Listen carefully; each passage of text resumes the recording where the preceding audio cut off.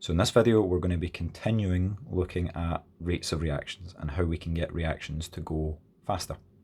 So if you've not watched the previous two videos on temperature and concentration, go watch those ones first because they explain in a bit more detail about collision theory and about how we can actually make a reaction happen, what a successful reaction needs in order to happen.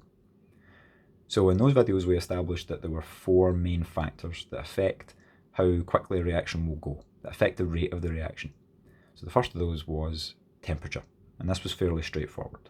If we have higher temperature, we increase the temperature, we increase the rate of reaction. It goes quicker because particles have more energy, so they will collide more often, and particles that do collide will tend to be successful collisions and make a reaction happen. The second factor was concentration, and this was also fairly straightforward in that if we increase the concentration, we increase the reaction rate. So if there's more particles, they're going to have more collisions on average because there are more of them to bump into one another.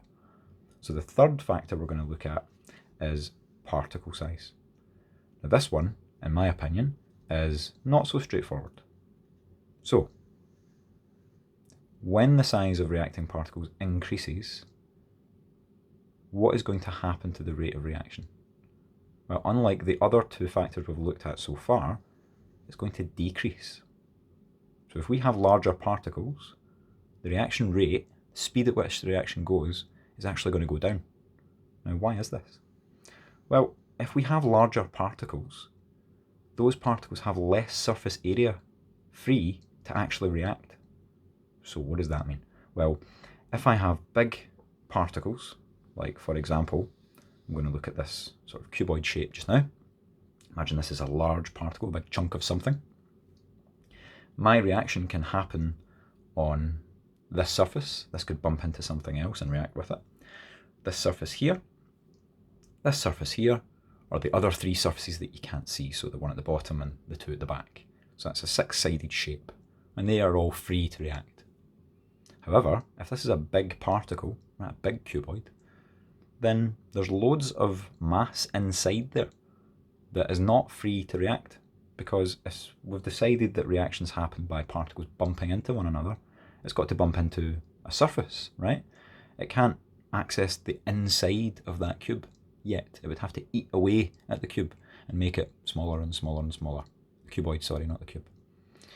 So, if we want to free up surface area from a large particle in order to make the reaction go quicker, we have to make the particle size smaller.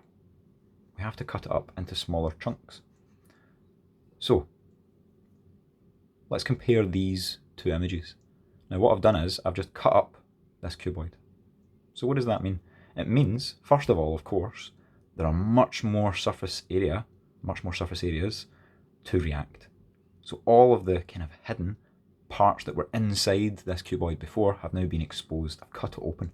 So a reacting particle could come in and collide with this surface area, or this one here, or here, or here, or here, or here. It's got way more choices.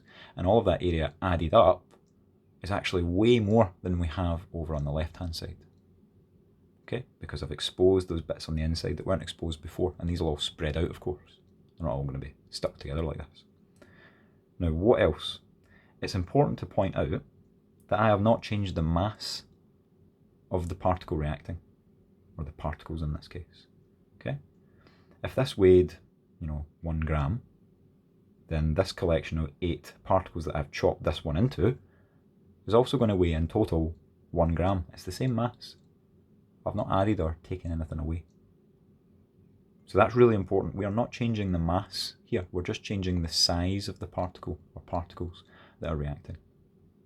So think of it a bit like putting some sugar into some tea, right? You want to dissolve some sugar into your cup of tea. Right, so how are you going to do that?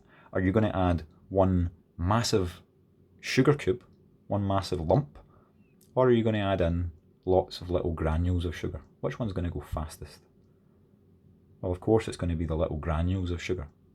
And now you know why that is, because they have way more surface area exposed in order to react, so they can dissolve much quicker. If you plonk in one big cube, then it's going to have to eat away at the first layer, and then the second layer, and the third layer, the fourth layer, and so on and so on, and it's going to take much longer than lots and lots of little cubes that can just dissolve almost instantly. But bear in mind, it is the same mass, so we're reacting the same amount of stuff. It's just going to react much quicker because more of it is exposed. So to summarise then, the reaction rate can be increased by decreasing particle size. And when we decrease the particle size, we increase the surface area of the reactant that is free to react.